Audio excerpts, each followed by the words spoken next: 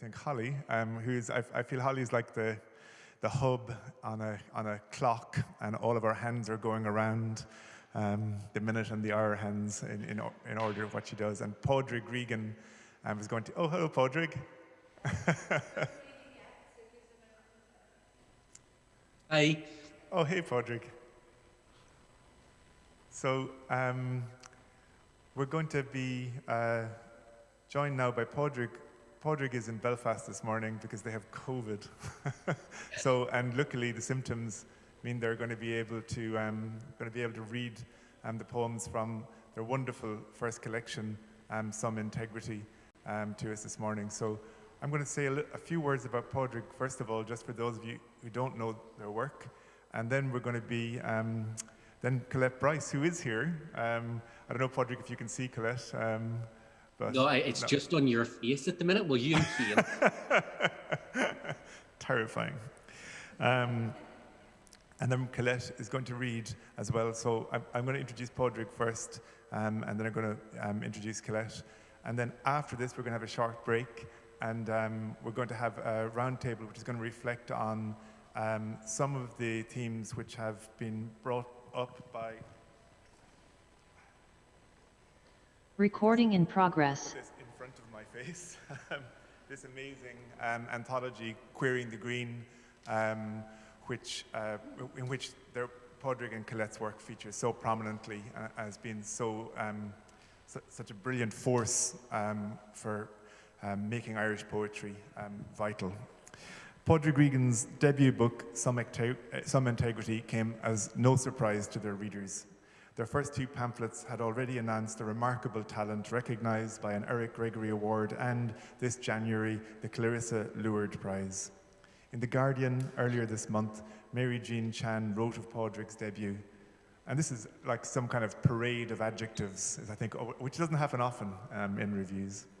This scintillating debut is Whitman-esque in its freewheeling exploration of subjects ranging from mushrooms to Rembrandt to the landscapes of Ireland. There is a deft precision to Regan's work that is captivating. To read Some Integrity is to come away convinced that each poem is a space shaped to hold the desire the poet has nowhere else to put but here. In another review, James Connor Patterson wrote in a way which nicely introduces both Padraig's and Colette's importance to the idea of queering the green. This is poetry which seeks to redefine the Irish lyric through the prism of a queer sensibility. So I'm going to hand over to Padraig, who's on the screens all around us. Thank you, John. John, can I just check how long you'd like me to read for? 20 minutes. 20 minutes? Perfect. All right, thank you.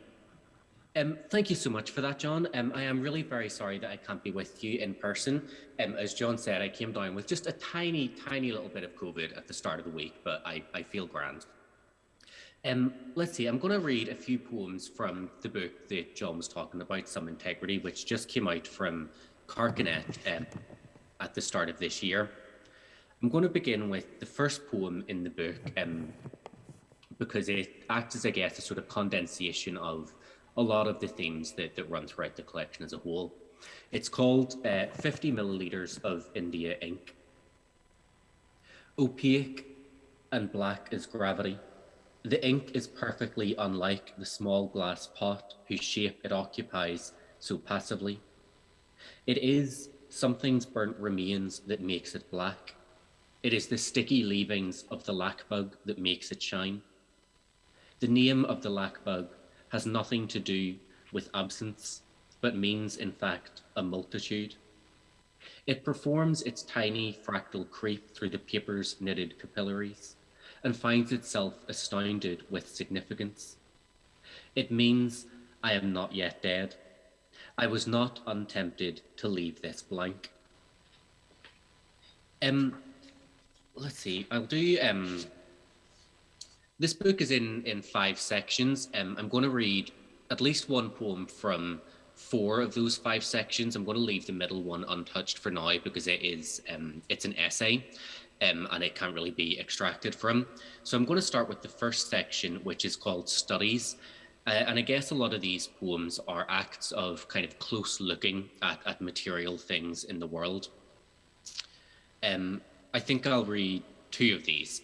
The first one is called Pitcher Plants. I loved them when I was too young to think of condoms as I saw them bunched and hanging from the iron skeleton of the old greenhouse. Like quicksand, they occupied more space inside my head than they have come to warrant. I thought balloon. I thought soft bell with a liquid middle. I thought wet glove for a single finger. I knew they do what mouths do, but I didn't know the half of what a mouth could do. And now I can't decide if I want to live like this lipped trumpet, whose only closure is a leaf-thin leaf that isn't big enough to plug its open throat, and who accepts whatever comes its way, the living, the dead, and all their mixed excretions. That there is grace in suffering is not an excuse for suffering. I know this. I know my jaw when it aches. I know my teeth. And the second section, or the second poem that I'm going to read from this first section is called A Machine for Harvesting Olives. I don't know if you've ever seen these things, but they're really quite impressive. When they're harvested, I saw this on some YouTube video about, I don't know, producing olive oil or something. And to get the olives out of the tree, they use these kind of rakes, which sort of scarify through the branches and then drop all of the fruits onto a big tarp that's laid out at the base of the tree. And I'm not sure exactly why that was so interesting to me, but I knew that it was. And I also knew that I wanted the tree itself to speak at some point in this poem. So that's what happens about halfway through here. A machine for harvesting olives. The limb of a nude umbrella, a makeshift robot's hand, a rake that chose to specialize. We introduce it to the tree and comb through the branches. The olives fall onto a tarp like fat, soft hailstones, each one its own insistent fact, a symbol meaning olive. Some leaves are unavoidable. A rough barber, says the tree. It has dragged my children from their home in my knotted form. You think I do not know what happens in the press? There my children weep and die. Their oily souls are wrung from the pulp that once they called themselves. Well, it would say that, wouldn't it? I'll move on to the second section now, which is called Reproductions. And a lot of the poems in this second section are responding to artworks or to image making. Artworks of various kinds, and some of the poems in here do have, I guess, intertext, which I haven't made clear to the reader. The first that I'm going to read from this section is called Life Drawing Jacob. Your knees are facts, miraculous and full of bones. Your feet don't prove that God exists, but imply it. Your left elbow is a question about muscle asked in shadow. Your right is much the same, rephrased. You are a tree, a piece of fruit or furniture, and none of these. You are not Keith or Scott or Lee. You are a text I must translate from one language I can only half read into a language I only half speak. You are a man standing. You are and have become biography, my own. Thank you. I'm going to read one now, which is called Poem for Bobby Kendall. Bobby Kendall was a fake name, a pseudonym, used by a young man who appeared as a model in a film called Pink Narcissus. I don't know if you know this film. It's a really beautiful sort of art house erotic film, which was made mostly in the 1960s and then eventually released in the early 1970s. Was released anonymously, although later on it was found out that it was made by a photographer called James Bidgood. And one of the things that interested me about this film was this man, Bobby Kendall, because nothing else is known about this person other than the fact that he appeared in this film and made a few other photo shoots with Bidgood. And another thing that I guess I'm thinking about here is how, I guess the AIDS crisis in the 1980s and 90s forms this kind of scrim through which we have to view queer history. that any sort of queer documents, particularly anything with erotic content from before the 1980s, is now viewed through this sort of this screen of that massive loss. Poem for Bobby Kendall, who does not exist, and who is lying on a bed whose frame is a diorama of swans advertising their monogamy, whose robe would be dangerously sheer if he or his ass existed, who is lousy with pearls and dancing, whose decor would put to shame the most libidinous of courting birds, who by the candelabra's orange light is seductive as meringue and pliable as metaphor, who maps according to its Johns the city that does exist beyond the window of the room he lives his made-up days inside. Oh, Bobby, the street is a rat's nest of contingency and neon and steam from the subway grates. A storm is blousing in from the mad Atlantic and pitching the world to its own diagonals. And Bobby, this is the least of our concerns. The future is, as futures often are, just history we haven't memorized, and I cannot say if you survived it. I'm going to read one now, which is just a little bit longer. Sorry, excuse me.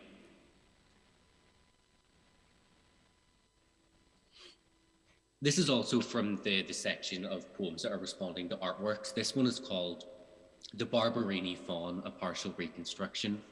The Barbarini Fawn is a pretty well-known piece of sculpture. It's most likely a Roman copy of an ancient Greek original, and it's a statue of a fawn or a satyr. And it's an unusual description of this sort of figure, because in most ancient Greek art, the satyr is, I guess, a sort of symbol of sexual aggression, or at least sexual virility. But in this particular example, the fawn is sort of reclining and asleep, and I guess a sort of passive figure.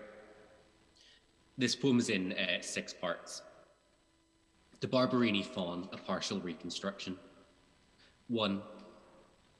His foot a hanging club, his legs an educated guess, and flickering almost in their tension.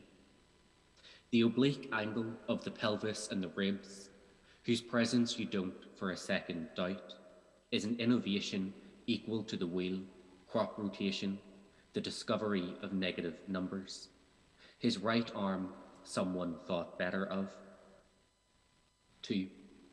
When the Ostrogoths had only just begun their year-long siege on the capital, stone was stone and useful for its own hard quiddity and not the accidental shape it was coerced into.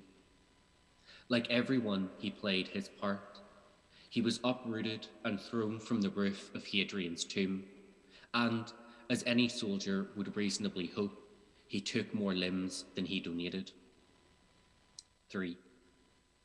You can still see where Vincenzo stuccoed his thigh to the remnant of what it imitates, where Lorenzo and Giuseppe cobbled a patella and its hinge from the riddle of stones lifted from Castel St. Angelo's boneyard of a moat.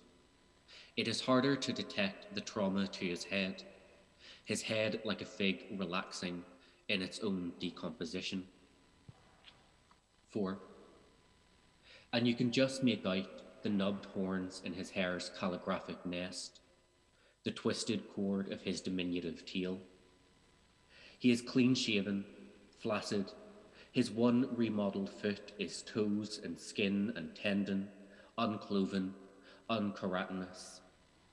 I'd rather not believe that he would spend his waking hours knee-deep in rape, despite the evidence. 5. It is hard to ignore his femoral curves, which guide the eye towards his proportionate balls, and, obsequious as any frame, announce the significance of what they wrap around, and harder to refuse to read a meaning into the aleatory fact of his cock, whose glans has been snapped off and must somewhere still exist, worn small and smooth as an olive. 6. Confronted with this imminent tonnage, taking the shape of my desires, there is very little to prevent me from inflicting one more revision on the disputed and brutal text that is his anatomy. Just this suspicion that if he woke and saw the way I gazed at him, he would break my neck as soon as look at me. I'll read a couple of poems now, which are all about food or eating. A grapefruit. Because it cannot scream, it fills the room with fragrance. It cannot help itself, but be so round, so pink, so full of acid and vitamins and sugar so far beneath them, it hits the tongue as lack. It tastes like punishment. What more could I want? Pavlova. It has such ease. It holds its shape like a cat, bonelessly relaxed. Do I resent it? Its gloss? How it resists the whip by loving it? To spread is to begin negotiations. It clings to the spoon like history. It goes coral hard in the oven and waits for morning when I'll pick it up and tap its base and judge it. Sometimes I think the fact that I am still alive is a sign of my own lack of conviction. Study of a tomato. Imagine it, substantial as a planet and twice as red. Begin with this. Establish an outline, round as ontology, but solid, filled with as much tomato as it can hold. It has no bones, no beak, no claws. Its form is soft and softer. It is mostly juice, which is not blood and not unlike it. It has and is, like everything, a body. Let's open it. Here is the pulp in which your tongue might read the season's rainfall and map the land it fell upon. Here are the seeds to which it's so devoted. And here is that little green nipple you've likely by now plucked out, which implies the vine and all its red brethren. It does not speak. It is not a symbol for menstruation or the absence thereof. This is this, and only this. So the last section of the book is called Landscapes.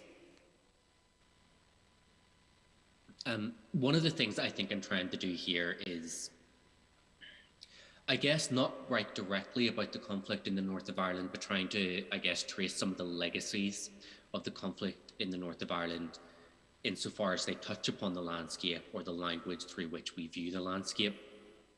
I'm just going to read two poems from this section, and then I'll hand over to Colette. And I must say, you're in for such a treat in hearing from Colette. She is just one of the best poets around at the minute, and it's an absolute joy to be sharing this space with her. I'll start with a poem called A Forest in the Czech Republic. Where fungus doesn't knit itself into the mulch or cluster on the roots like scabs. Where I am not, and not writing this. Where I do not hear the wind carve through the spaces the trees don't occupy. Where a hole chiseled in a trunk does not resemble the hole in a guitar. Where snow is not falling and snow is not resisting its effacement in the streams where no boys are swimming and the nymphs of no mayflies build their adult selves. Where God is. Where branches run like cracks through the pink sky, dividing it according to their own bent logic. Where the long vacated shells of chestnuts would catch the rain if it rained. Where rain would shatter the surface of the streams where some boys swam some time ago. This isn't hypothetical. And I'll finish with the last poem in the book, which is called It Only Remains. This poem I wrote when I was asked to write a poem in response to an exhibition at the MAC in Belfast, an exhibition of work by Frances Hegarty and Andrew Stones, who have been doing this sort of ongoing collaborative project around this plot of land in Donegal. And they make these videos or sound recordings or find objects in the plot of land, I guess, as a way of doing this sort of continuing experimentation or testing of this bit of County Donegal.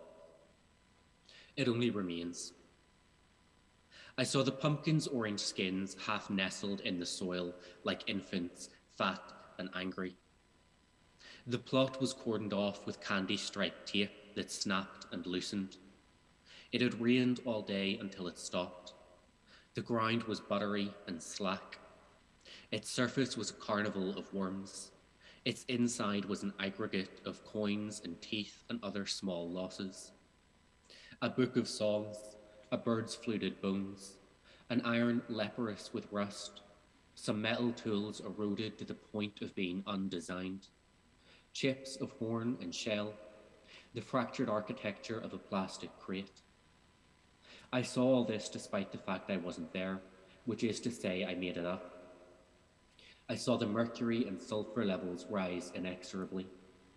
I saw the priest, handsome in his robes. I saw the subtle bow of the horizon, which is the privilege of landlords and photographers, and above it swans like handkerchiefs. Oh, Constance, how good of you to come. I almost didn't see you underneath that hat. I didn't see the tree or see it falling, but I saw the flap of thready earth it ripped up with its roots, and saw the fungus colonize the hollow where it stood. I saw the fruiting bodies, and I felt only the sadness I was supposed to feel, which leaves the question of the tree itself, or how am I supposed to know if this bulk of wood drying in the lumber shed is it, and not just equal to its weight? Charles, I'll take your word for it. I understand you had some problems in France. I wasn't there, but I saw the bones upright in the churned fields like sundials, and time growing in the empty boots. Nowhere goes to waste, and a scrap of tape comes loose and twists about the winds and settles in the branches of a tree it can't quite yet bring down. This is objective and entire. Thank you all so much for listening, and I'll pass over to Colette.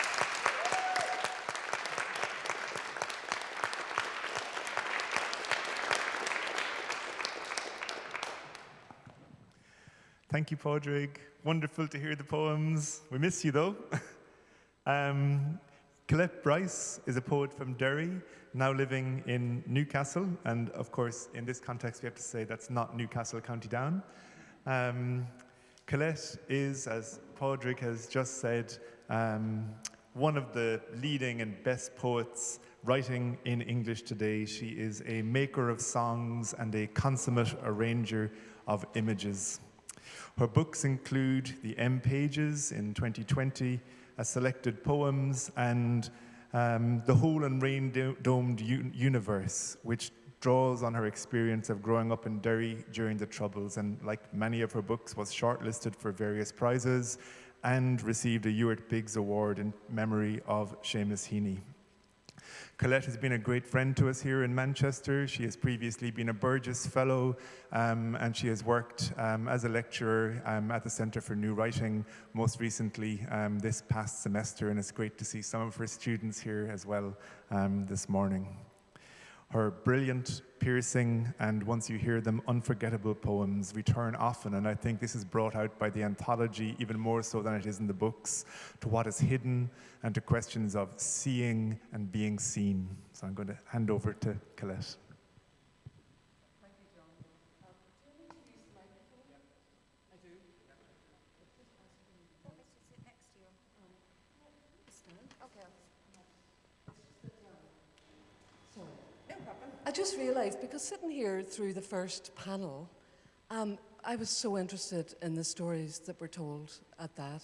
And I could easily be one of the interviewees, you know, with my experience as well. So I've completely, in my head, rejigged my set list, because I would really like to talk back a little bit to that, as well as forward to the discussion about queer Irish identity as well. Thank you so much, Padraig, for your terrific poems. Brilliant new book, and very sorry that we didn't get to hang out today. So I just thought, Barry was saying that one of his questions to begin the interviews was, where were you born? Where and when were you born? Such a simple question, and often such a hard one to answer. And there's a great poem by the Northern Irish poet Louis Mcneese. I was born between the Mountains in the Gantries, his poem Carrickfergus. And I took that poem as a little jump-off point for one of my own. So this is very much the Derry experience, and it's called Derry. I'm just going to read the start and the end of it. There are two sections. Derry. I was born between the Cregan and the Bogside, to the sounds of crowds and smashing glass, by the River Foyle with its suicides and riptides. I thought that city was nothing less than the whole and rain-domed universe. A teacher's daughter, I was one of 9 faces afloat in the looking glass fixed in the hall, but which was mine? I wasn't ever sure. We walked to school, linked hand in hand, in 2s and 3s like paper dolls. I slowly grew to understand the way the grey cathedral cast its shadow on our learning, cool as sunlight crept from east to west. The adult world had tumbled into hell, from where it wouldn't find its way for 30 years. The local priest played Elvis tunes and made us pray for starving children and for peace, and lastly, for the king. At Mass, we'd chant hypnotically, "Hail, Holy Queen, Mother of Mercy." Sing to Saint Columba of his small oak grove, "O Derry mine." And I'm just going to skip forward to the last section in this because it's one of my longer poems. And this, I'm going to pick it up again, and this is around about 1988, 89, when I was just about to leave that place. And there's a little gloss here for Gerry Adams at the time, was the leader of Sinn Féin, and he was banned on the BBC. So you could see his lips moving, but it was an actor's voice. So that comes into this little section. But this is very much about how things were when I left, and that point at which you do leave. My candle flame faltered in a cup. We were stood outside the barracks in a line, chanting in rhythm, calling for a stop to strip searches for the Armagh women. The proof that Jesus was a dairyman, 33, unemployed and living with his mother, the old joke ran. While half the town were queuing at the brew, the fortunate others bent to the task of typing out the cheques. Boom, we'd jump at another explosion, windows buckling in their frames. And next, you could view the smouldering omission in a row of shops, the missing tooth in a street. Gerry Adams' mouth was out of sync in the goldfish bowl of the TV screen, our dubious link with the world. Each summer, one by one, my sisters upped and crossed the water, armed with a grant from the government, the Butler system's final flowers, until my own turn came about. I watched that place grow small before the plane ascended through the cloud, and I could not see it clearly anymore. So that aerial view there at the end of that, I just realised, comes into my poems a lot, and I think it's very much an emigrant view. I often find the poems are coming in from above and looking over the map. And in fact, I'm ad-libbing now, and I never ad-lib, so this is I'm really quite nervous. But I think there's a little poem called Helicopters that does that. I think I might just read that if I can find it. You'll have to bear with me because I'm doing a wee bit of flicking now because of the departure from the set. Helicopters. Over time, you picture them after dark in searches, focusing on streets and houses, close above the churches, or balancing on narrow wands of light.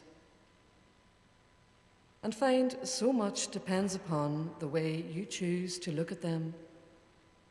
High in the night, their minor flares confused among the stars, they're almost beautiful. Or from way back, over the map, from where they might resemble a business of flies around the head wound of an animal.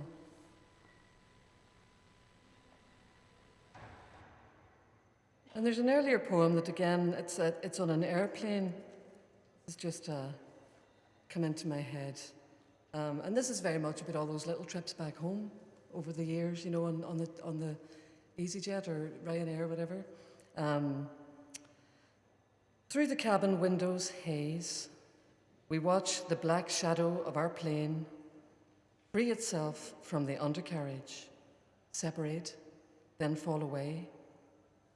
With it falls the sunlit runway, grids of crops and reservoirs.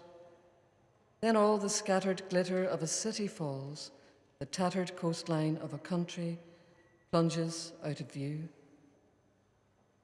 And just when you might expect to see the globe in brilliant clarity, cloud fills the tiny screen, and we, who haven't taken off at all, wait, seatbelts on, for the world to turn and return to us, as it always does, sooner or later, to fix itself to the craft again, at a point marked with the shadow of a plane, penciled now on a runway, growing larger under Irish rain.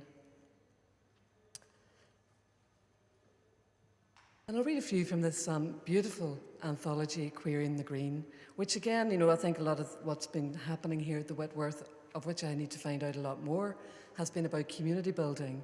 And this book in itself is an act of community building, and Paul Madden, the editor, deserves a great deal of credit for what he's done.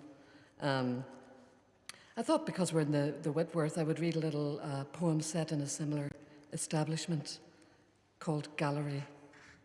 And this is a kind of a coming out poem. And I was thinking about this in relation to today, and I think coming out in your sexuality or your identity or your gender, for me in my life was very much interconnected with coming out as an artist or a writer or whatever it is that you do. So these things were very much equally seismic kind of processes, I think, in one's life. Gallery. She showed me the red earth breaking under lightning. Lightning, or else a great tear in the sky. And I covered my eyes. She played for me the small sounds of white flame trembling, the murmur of shadows slanting from a roof. But I deafened to her and still wouldn't look. When she took me into the room of cloud, I closed the doors of my coat around me. But she touched my arm and she leaned to me and put her mouth to my mouth lightly. There were slate blue waves and 9 ships tilting where she left me, weighed in the balance, wanting.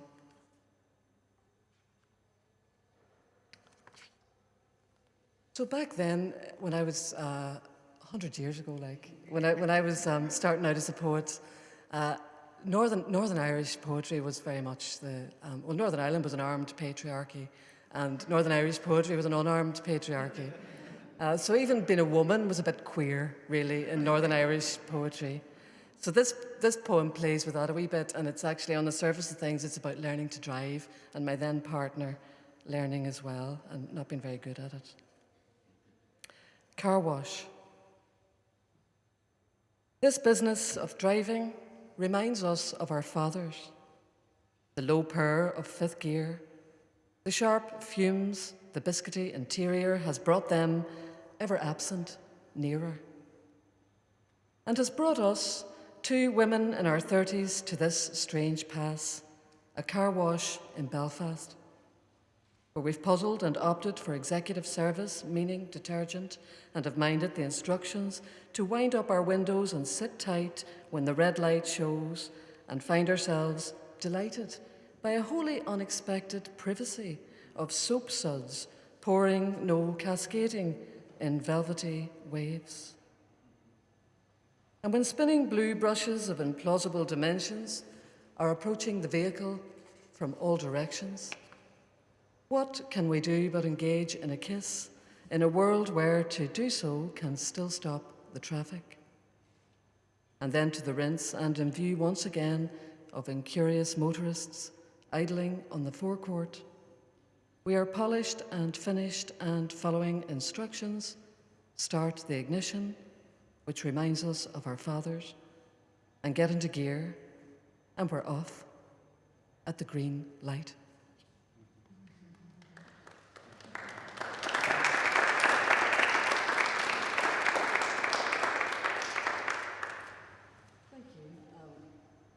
When Paul asked me to send some poems for the Queering the Green, there was one that I forgot to send. I should have sent it. I forgot I'd written it.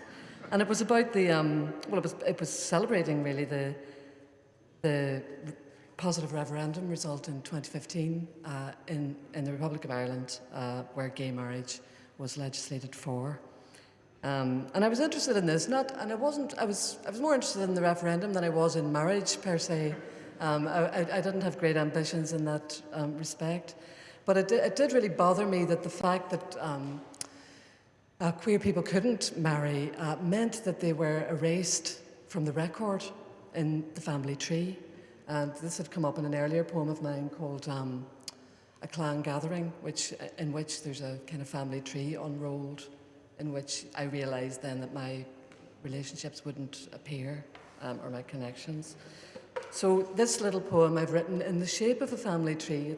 Each phrase is kind of connected to another, except for one word, disruption.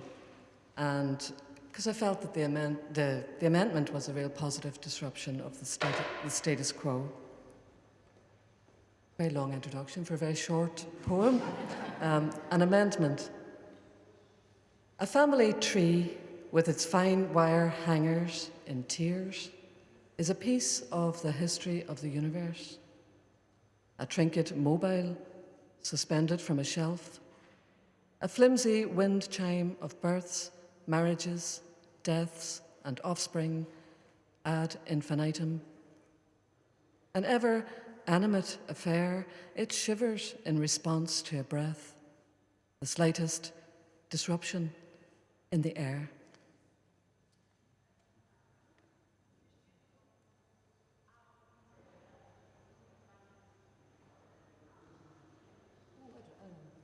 I might finish with this little one. This kind of, I think, connects both themes today, the borders and the queer identity that we'll be talking about in the next panel. I'd say so because it's been chosen for anthologies on both of those subjects, sort of independently, which surprised me. So I think it's one of those little poems that you can read various things into. So I'll read this as my last poem, A Spider. I trapped a spider in a glass, a fine blown wine glass. It shut around him silently.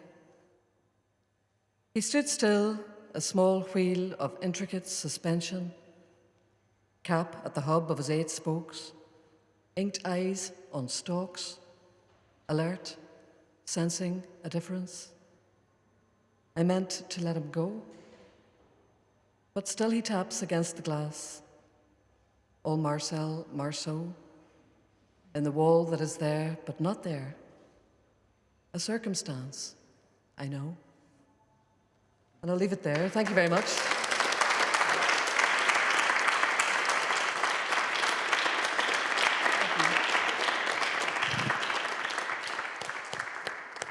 Thank you, Colette. So it was so wonderful to hear both of you, and we're going to be, I think, maybe talking a bit about you, as well as hearing from Padraig and from Cian and from Dom Bilton as well in about 5 minutes. We're going to have a 5-minute break, and we'll be back. I think, Holly, am I right? Okay. Thanks again.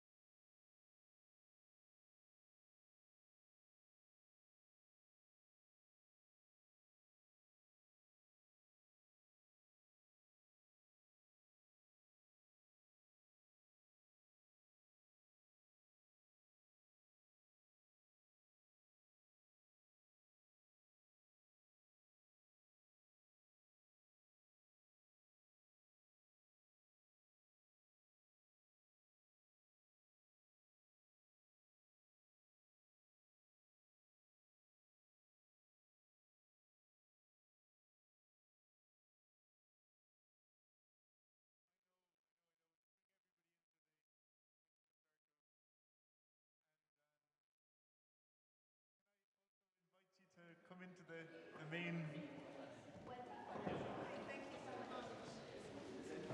No. Barry had to go back to it. So, okay. Oh, you're so good to have come into the. Oh, please come up to the front. Come up to the front. Do, please. Come over here to us. Thank you. Yeah. Thank you.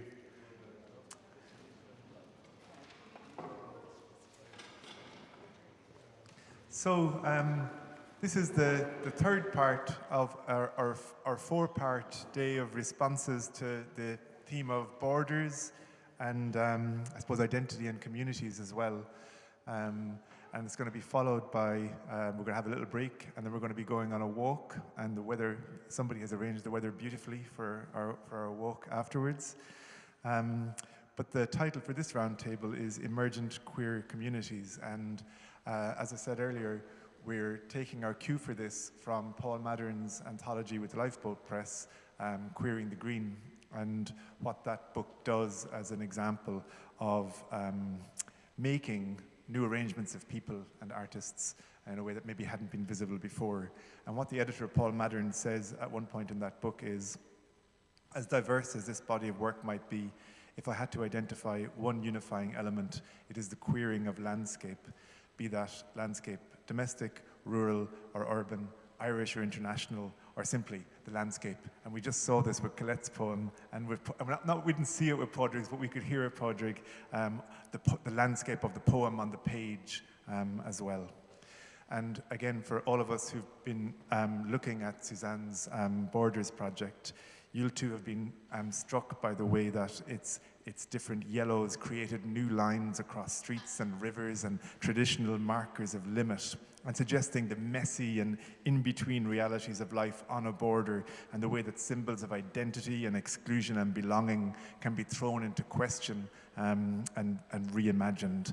And we're going to hear from Padraig first. Hello, Padraig, on this, and then we're going to have Cian Smyth is also going to chip back in, and then Dominic Bilton, who's been running the Queering the Whitworth project, is going to talk a little bit about his work too.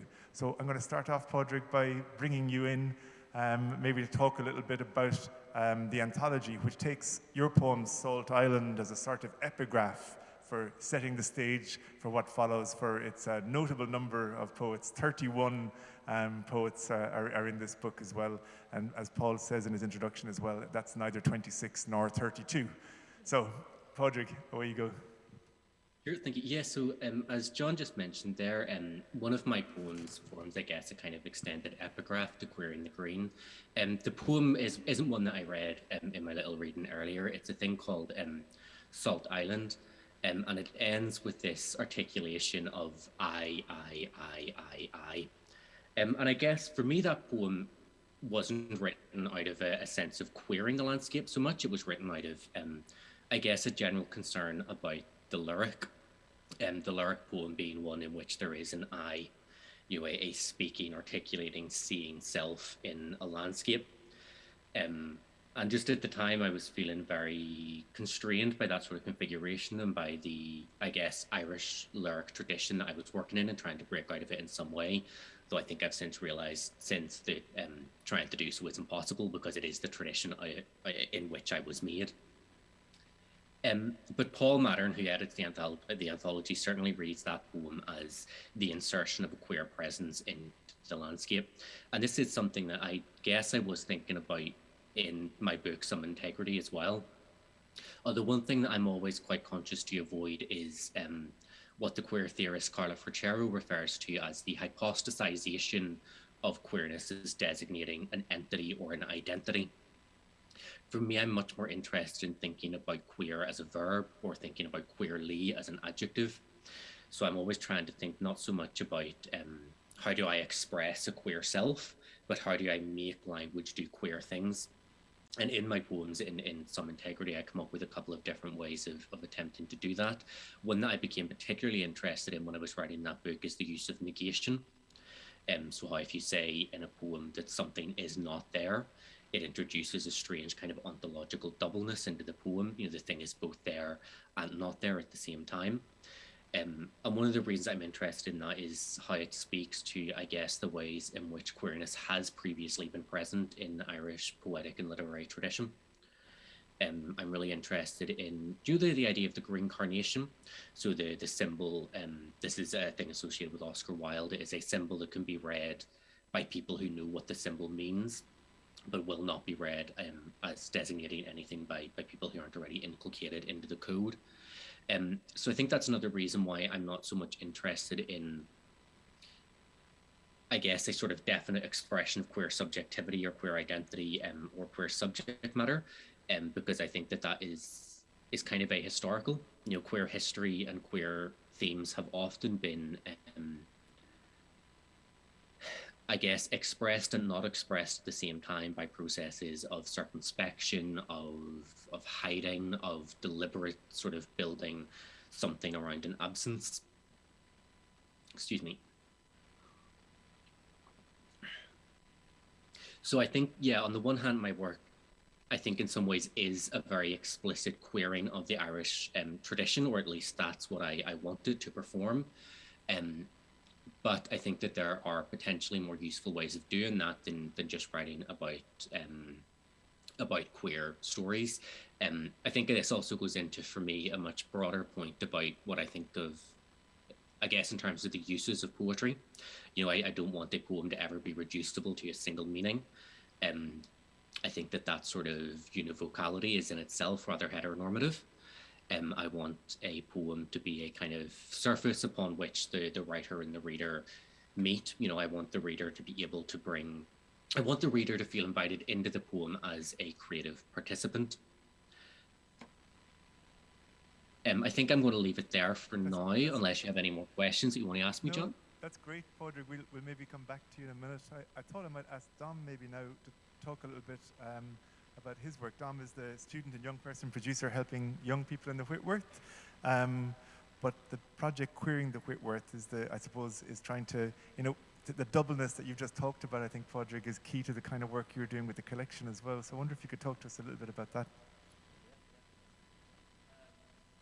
I've been working on Queering the Whitworth now for about 3 years, where we have been working with community groups, MTVC is part of that as well, to look at our collection from a non-heteronormative perspective, sort of queering it as a verb. And we have been in the stores, myself and the curator of historic fine art, to be able to do that, to be able to change. Padraig was talking about landscapes, and I think when we're thinking about museology as a landscape, changing that landscape, queering that landscape for the Whitworth, but also for the city as well. So people are really looking at us now as an example of what we're doing. So we're getting lots of other institutions asking us, oh, how are you doing that and what are you doing? So like changing the landscape of museology, queering the landscape of museology is really what we're doing with the collection. So we have been working, as I said, with 15 members of the LGBTQ+ community in Manchester to help us navigate that work. So as an institution, we didn't want that institutional voice to be put onto these works. That was something that was really, really important for us. And so we wanted queer people to identify with themselves, find their community within the collection that we have here. I mean, we've got nearly 60,000 works within the collection here, and you know, we've queered 800 so far, spanning 600 years. It's huge. You know, the collection is huge, and that have been queered in that people have found them non-normative or having a trans reading or being queer, not with regards to sexuality or gender, but odd or other, just within our collection. So that's what we've been doing here, for the last 2 years. And in fact, we're sat in this gallery space now with 4 of those artists, you know, that we've queered from the collection. Pearl Alcock behind us, Patrick Proctor, Stephen Martin, whose work there, the man in the white tux jacket, is actually asking, does anybody know that I am a gay man? So he's looking out, suspicious that he might be outed. And of course, we've got the fantastic Keith Fawn behind us there. So we're surrounded with queer work that from our collection that is being embedded within everything now that we do. That's fantastic. Thanks, Dom. I'm going to come back to you because I want to also ask you a little bit about the queer glossary and about how open-ended that, because that's one of the really interesting things about authority and queering, as both you and Padraig are talking about it. But our third kind of contributor is Cian Smyth, and I guess Cian is a creative producer who's been involved with Suzanne, a member of the Royal Society of Arts, former member of the Arts Council of Northern Ireland, for which many commiserations, and also the organiser of the Outburst Festival, one of these kind of great constellations and bringing together and surfacing and making visible of communities. So I wonder, Cian, you can take your pick, but I guess in terms of how communities and queer communities are identified and opened up to people might be something I might ask you to talk a little bit about. Yeah, I kind of have just some sort of snapshots of thoughts rather than really any sort of coherent thinking. I mean, in terms of Outburst, where that began, it only began in 2007, and that, like most queer organizations or movements or whatever you want to call it, came from a community of people who were creatively minded. Not all of them were necessarily artists, but they were interested in the arts, and just felt that ultimately we couldn't see ourselves in our society, I mean on stage or in the institutions or anything, and so we decided to do it ourselves. We didn't have any money, we just made it happen through our own sort of networks. I worked for the film festival a little bit, other people worked for other theatres, and so we just started, exploiting their spaces just for free, if we didn't have to ask them because we administrated them. So we just started it happening, and eventually it became more organized and formalized, and now is a very it's still a small organization with those principles at its heart, but it's much more influential than it was when we started. I mean, our commitment has always been to community, but we work now in South America, and we work in the Caribbean, and we work in the Lebanon, and we work, all over the place. Ruth, in particular, Ruth is currently in Brazil. Ruth McCarthy is the artistic director of Outburst, and a lot of it is a product of her vision.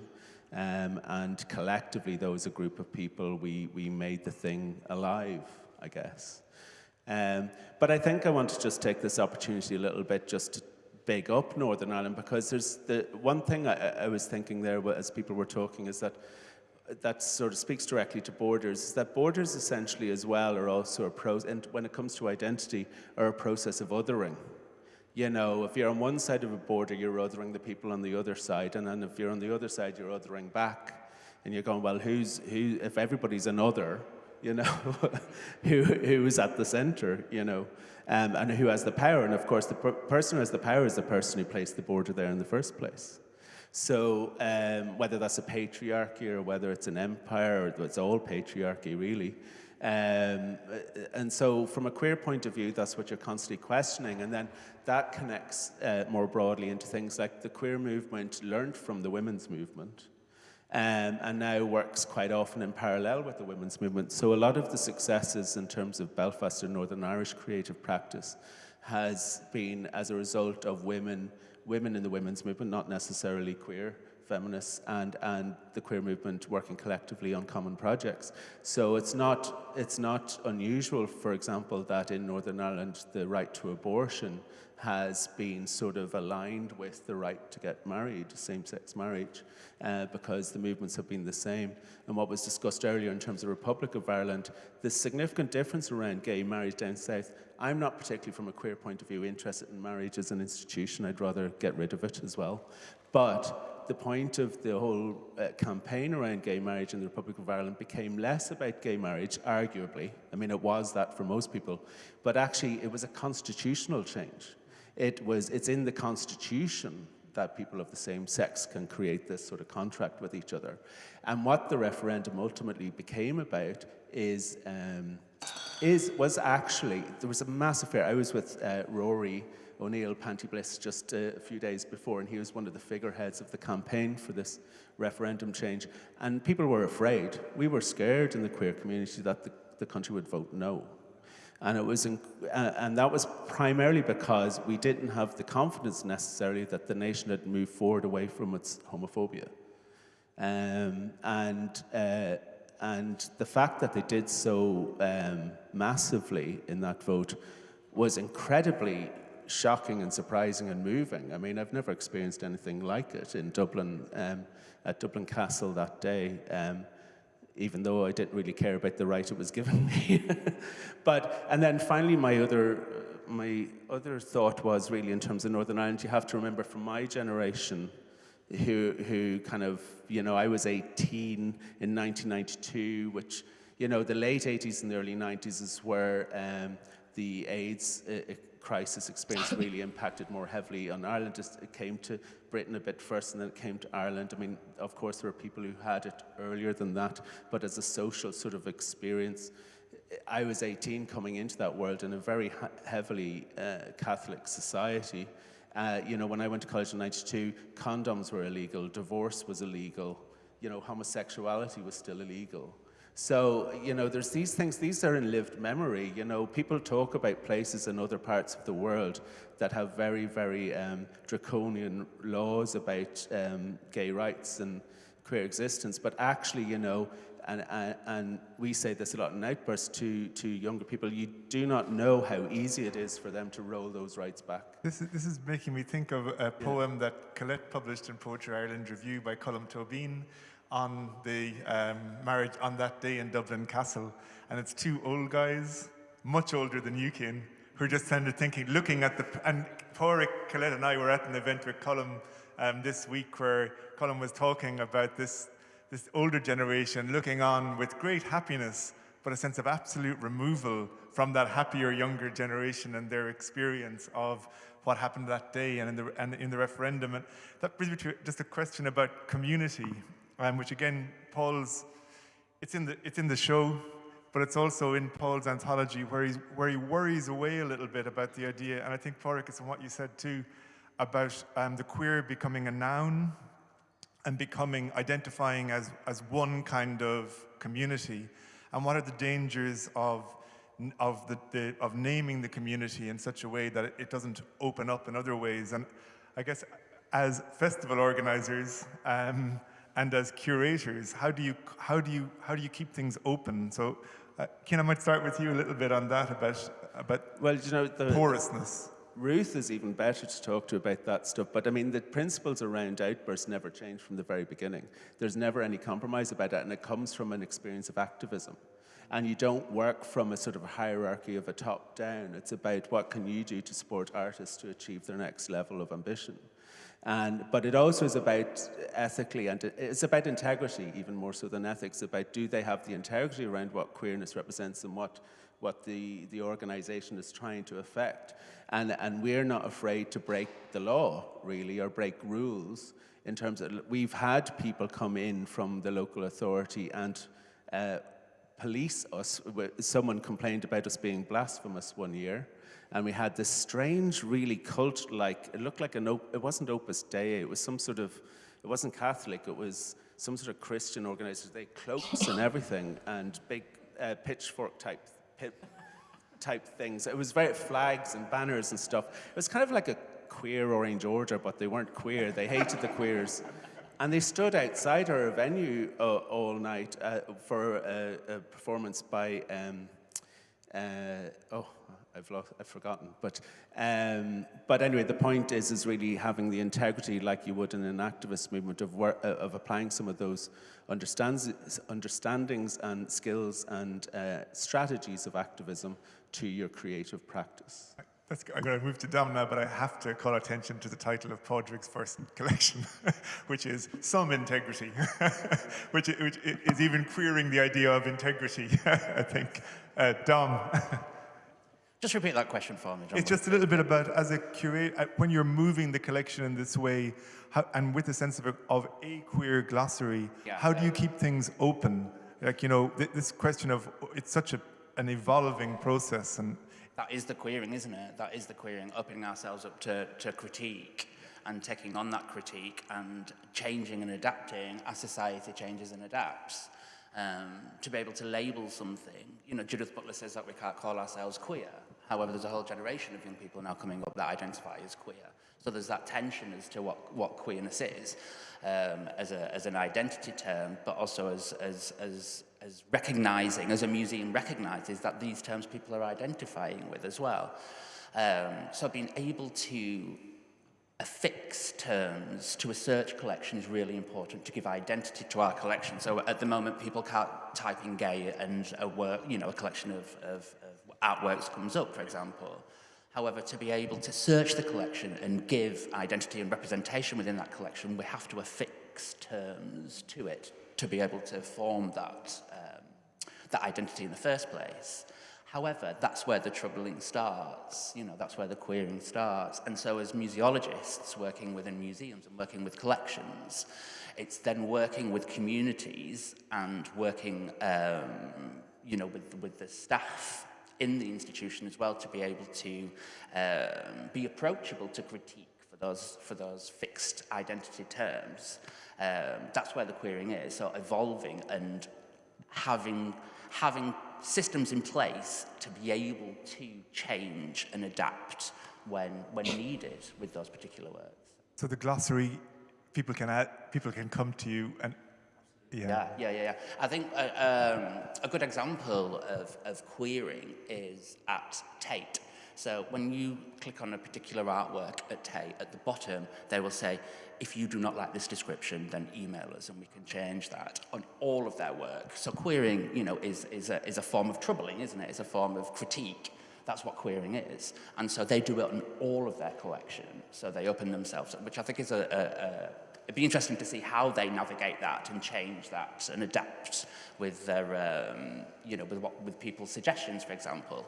But a glossary is a great way to be able to open up those conversations and allow people to add. So we have two spaces at the moment. We've got a display downstairs in the collection centre of queer work, and we've got our working space upstairs, which is developing that language as we go. We've got some words that, some PC words, some words were not quite acceptable to put on display. My children are about, but we've got some words upstairs as well. So we're inviting people to come in and on comment cards, give us their suggestions, give us their words for the glossary, be able to critique and be able to trouble the words that we're developing as we go. And this glossary is a prime example of that. So that will, when it's developed and when it's finished, it will go on the website and people can add or change or trouble or question. And that's what really this practice, and that's what my practice, and that's what the Whitworth will be doing as we go forward. That's really interesting to hear the detail of that. Padraig, can I ask you maybe one of the things that strikes me about your poems is the collaborative work you do with artists and with institutional spaces, and even the amazing, the cover of your book with the image, there it is, you know, which is just something I know that you came from an artist whose work you were interested in being able to draw that into conversation, into a kind of a critical conversation as you do. And if you could talk a little bit about your practice in terms of queering and open-ended conversation.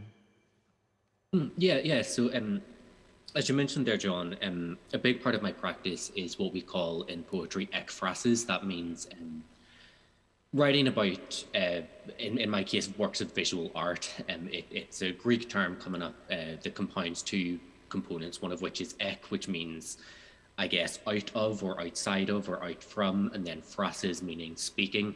So etymologically, ekphrases is speaking out from a work of art that already exists. And I guess I have not a particular way of doing it, but I always try to, I guess, approach that with a particular kind of ethics.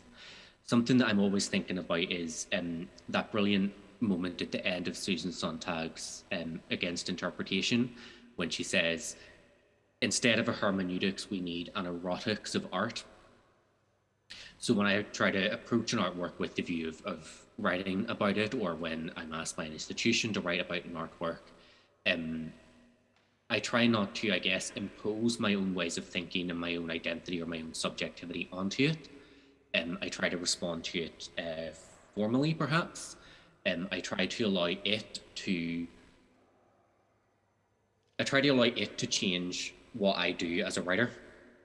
And I'm thinking about that. I do think of that as a queer practice in a lot of ways, because I think of it as being a kind of passive way of writing.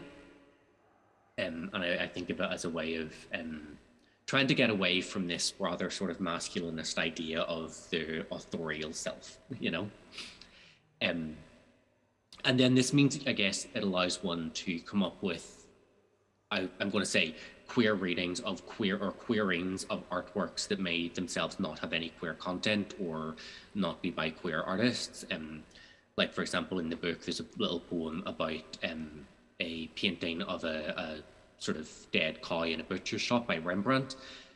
Now, for me, this becomes a way of thinking about the body, and the body in its ways of, or the ways in which the body comes apart, the ways in which the body is porous, the way in which the body itself is kind of queered by its sites of penetrability.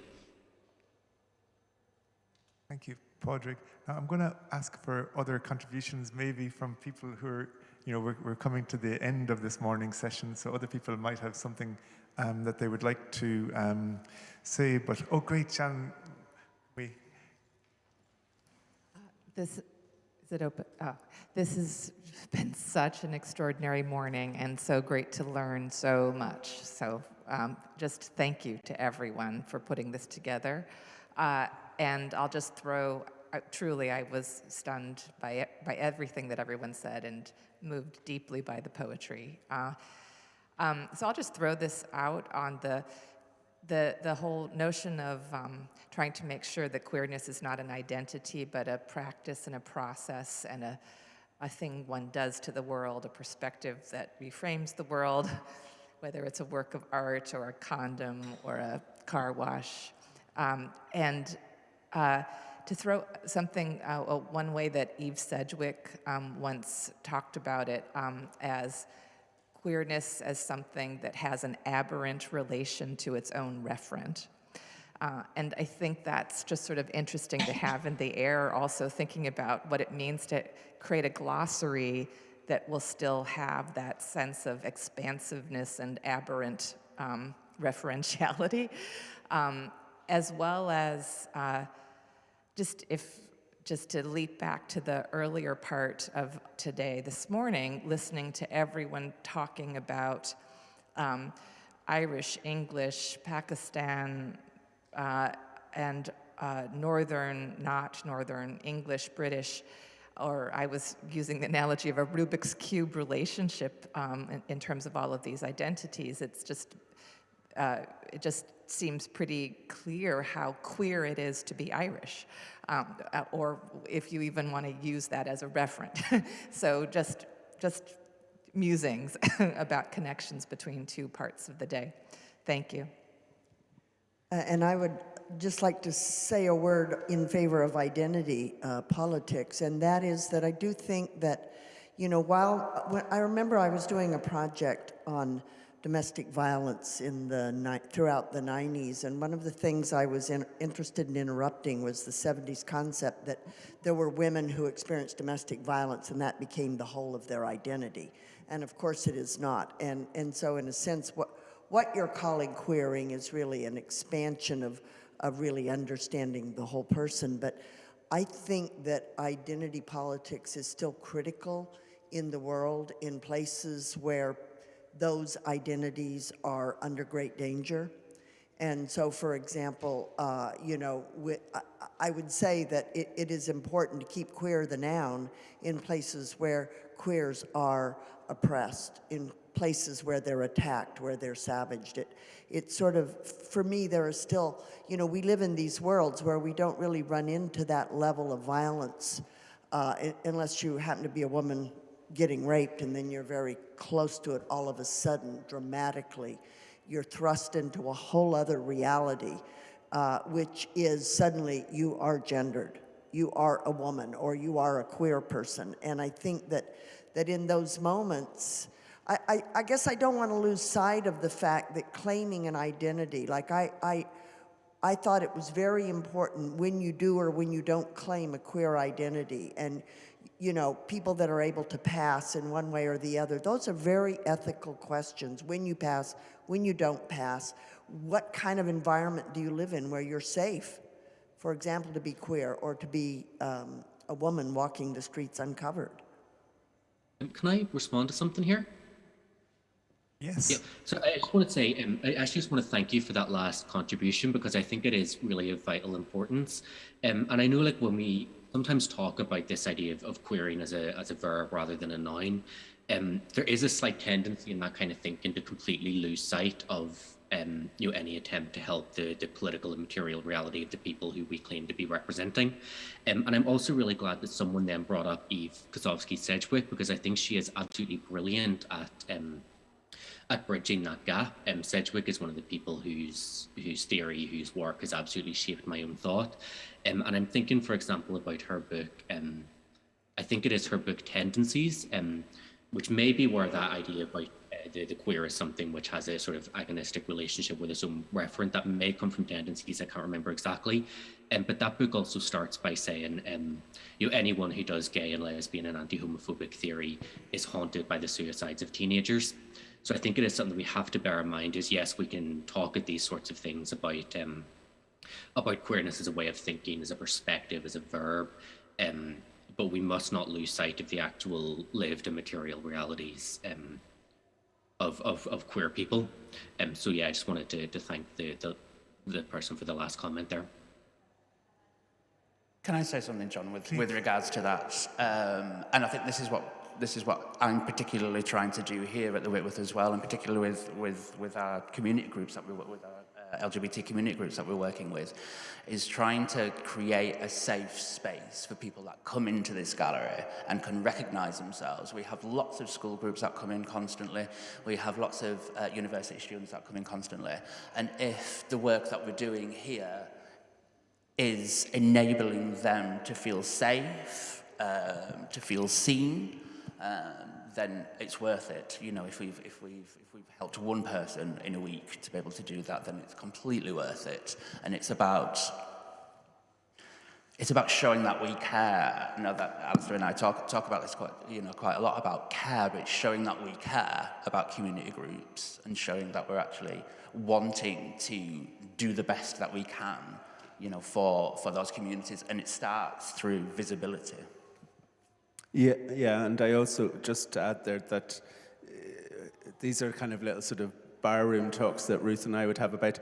We talk about safe spaces and all that, and then we get very antagonistic towards them all of a sudden and said, no, we want to go in and make those institutions unsafe for the people who traditionally use them. So I think one of the things around the women's movement, feminism and the queer movement is that queerness is weirdness, and it's about owning that rather than taking it as a slur. There are people in the gay community who don't like the word queer because they're operating in the normative sort of middle of the road sort of politic that they want to exist in. So it's about owning the prickliness, and that's why, yes, it's adopting the identity, but it's also the verb or the adjective about actually how can we make these places, how can we be prickly in those places. And I think just one point I didn't finish earlier is just about Northern Ireland. I would just want to say things aren't constant necessarily in a way, because when I was a kid in the Republic of Ireland, it was an incredibly repressive place to live as a queer person. I didn't know anyone who was queer, didn't know anyone who was gay until even after I left home and went to Dublin, when all those rights were still legal. But actually in Northern Ireland at that time, because it's part of the UK, there were certain rights more available to you. I'm not saying it was a haven or anything. So, but Northern Ireland now is definitely not that, because the sort of the post-conflict scenario has led to a situation where a radical right-wing party, which is happening all over the world, is in control in the First Minister position, and they're all led by evangelical Christians. So these things, this idea, I want to sort of bring the queerness into the sense of Northern Ireland, because Northern Ireland also was inspired, a large part of the population of Northern Ireland was inspired by the Black Civil Rights Movement. That's where 1968 happened in Northern Ireland, where they were trying to gain civil rights for a large part of the community that didn't have a lot of rights.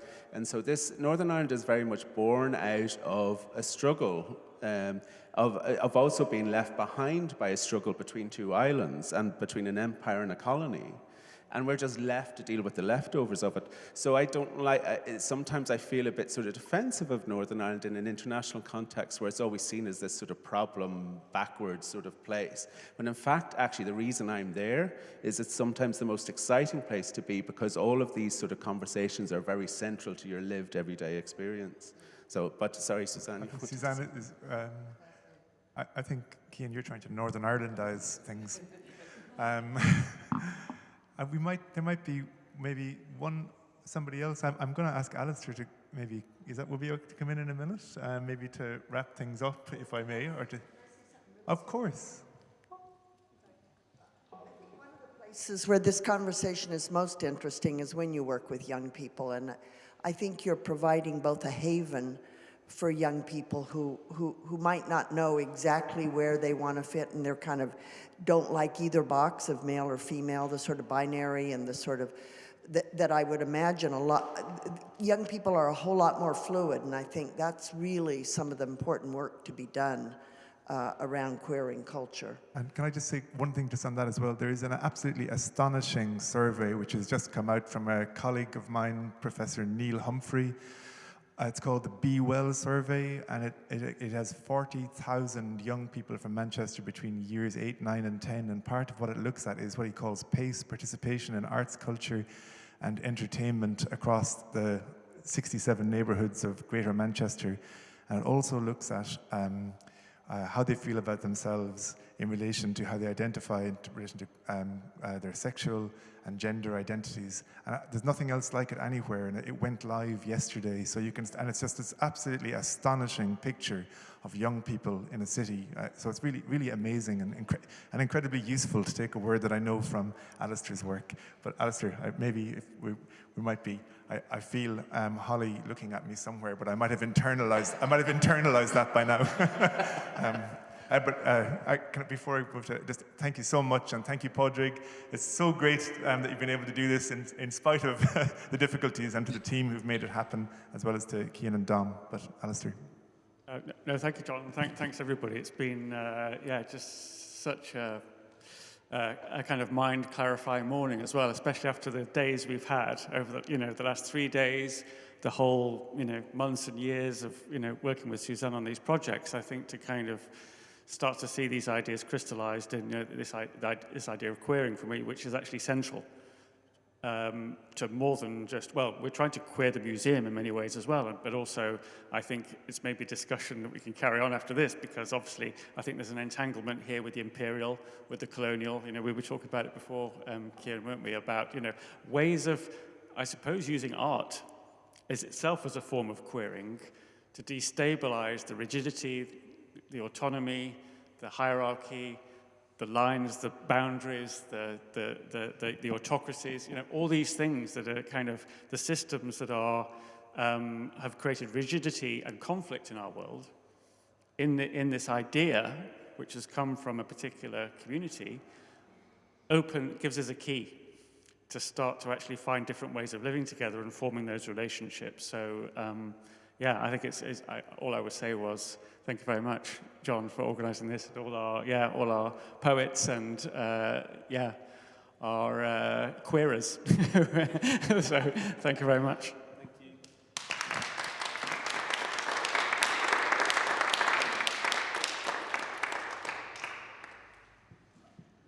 We're going to reconvene in this space at 2 o'clock. Where the performance artist Green and Owens, we will be doing a walk, tracing our invisible borders, our queer invisible borders around the city. So if you'd like to take part in that, we'll be reconvening back here at 2 o'clock, and then we'll be setting off about 2:30.